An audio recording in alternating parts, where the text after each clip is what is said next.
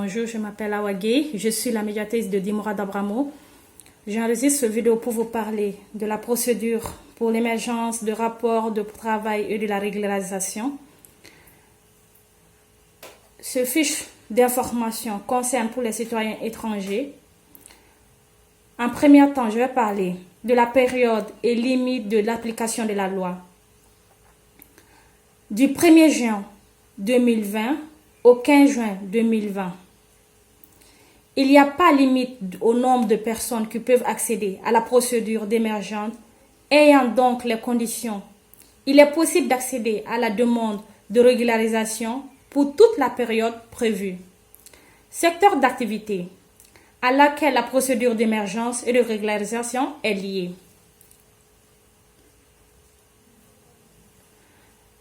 L'agriculture, l'élevage et la zootechnie, pêche et aquaculture et activités liées. Deuxièmement, assistance à la personne pour elle-même ou pour les membres de sa famille, même s'ils ne vivent pas ensemble à cause de maladies ou de handicaps qui limitent leur autonomie. Les travaux ménagers pour subvenir aux besoins de la famille. Troisièmement, les conditions au statut de travail.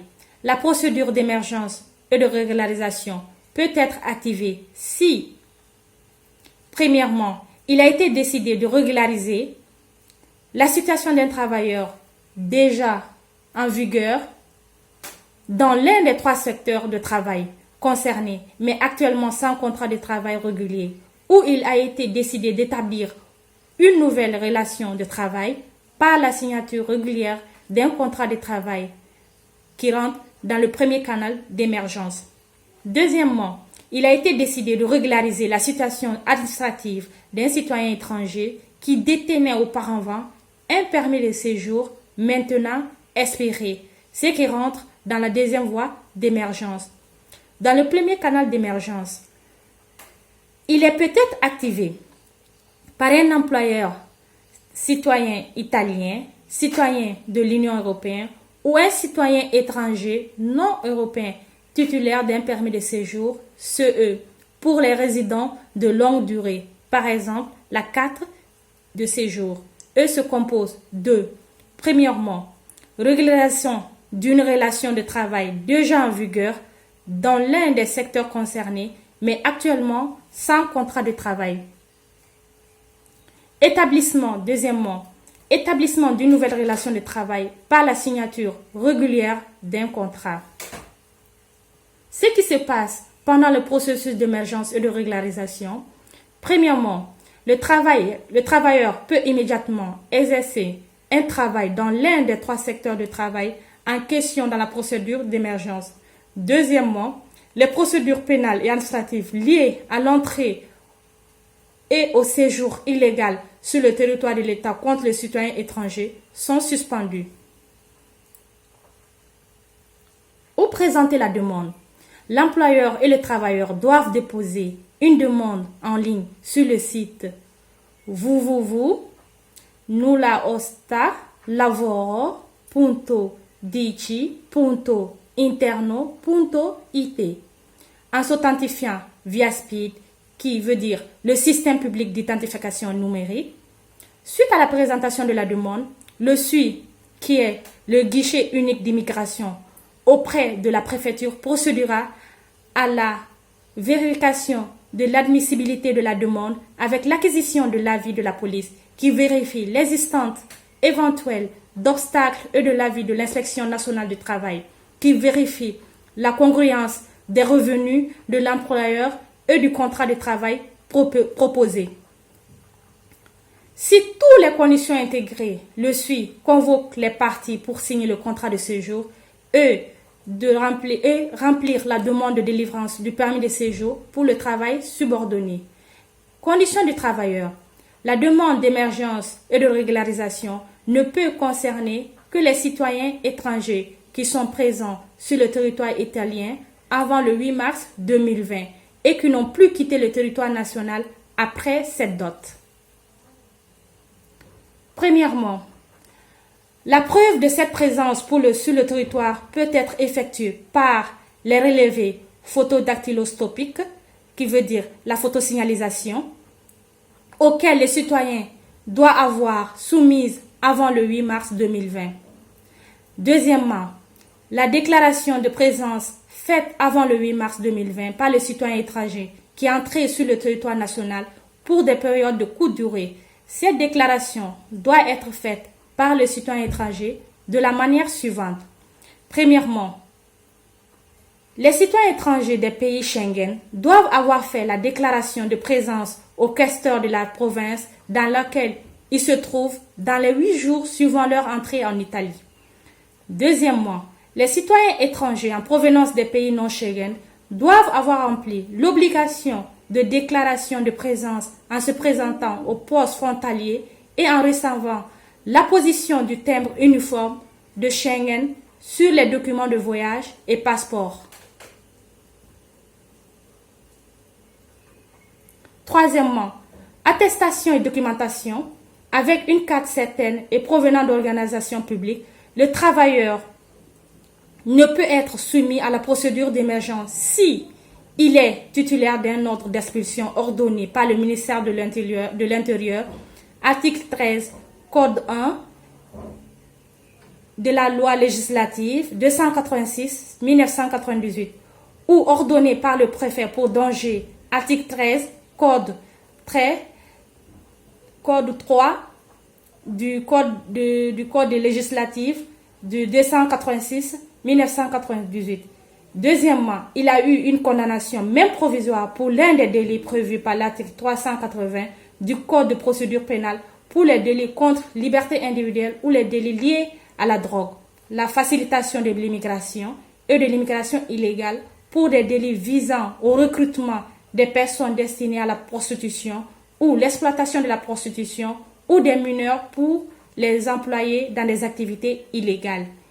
Il a eu une signalisation qui lui interdit d'être admis sur le territoire de l'État. Quatrièmement, il s'est considéré comme une menace pour l'ordre public ou pour la sécurité de l'État. Pour accéder à la procédure d'émergence et de régularisation, le travailleur doit disposer d'un passeport ou d'un titre équivalent. Les conditions de l'employeur. L'employeur peut être un citoyen italien, un citoyen de l'Union européenne ou un citoyen étranger du non-membre de l'Union européenne qui est titulaire d'un permis de séjour CE pour de longs séjours. Exemple, carte de séjour. Conformément à l'article 9 du décret législatif 290-1998, l'employeur doit démontrer qu'il a la capacité économique pour embaucher le travailleur. Les limites de revenus relatives seront fixées par un arrêté ministériel spécifique. Pour activer la procédure d'émergence et de régularisation, l'employeur devra verser une contribution forfaitaire de 500 € pour chaque travailleur relative aux frais de la procédure. L'employeur devra verser après une somme forfaitaire supplémentaire à titre de contribution fiscale. Ce montant sera fixé par un arrêté ministériel spécifique. L'employeur non Union européenne ne peut pas présenter une demande d'émergence s'il a été condamné, même non définitivement, au cours des 5 dernières années pour favoriser l'immigration illégale vers l'Italie et d'Italie vers d'autres États. Deuxièmement, pour les délits visant le recrutement des personnes destinées à la prostitution ou l'exploitation de la prostitution ou de mineurs employés à des activités illégales. Troisièmement, pour l'infraction de réduction de maintien en servitude ou en esclavage.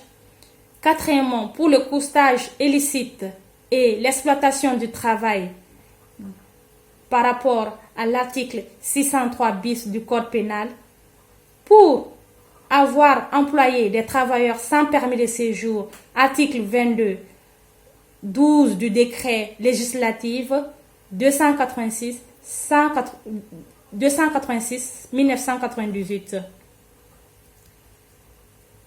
En embauchant un travailleur irrégulier sans permis de séjour, les procédures pour l'utilisation illégale de main-d'œuvre concernant les personnes soumises à la procédure d'émergence sont suspendues. Ces procédures seront archivées même si le dossier devait échoué pour des raisons non imputables à l'employeur. Ce qui se passe, c'est que vous obtenez, après avoir été régularisé, le travailleur qui accède à la procédure d'émergence et de régularisation obtient un permis de séjour pour travail subordonné pour la même durée que le contrat de travail. Cas d'archivage et de rejet de la demande. La demande peut être archivée et rejetée si, premièrement, les parties, l'employeur et le travailleur, ne se présentent pas sans justification à la convocation. Rejet de la demande.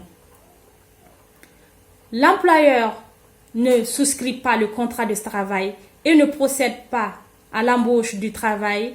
Rejet de la candidature, sauf si le manque de souscription ou de l'embauche est dû à des raisons de force majeure ou imputable à l'employeur.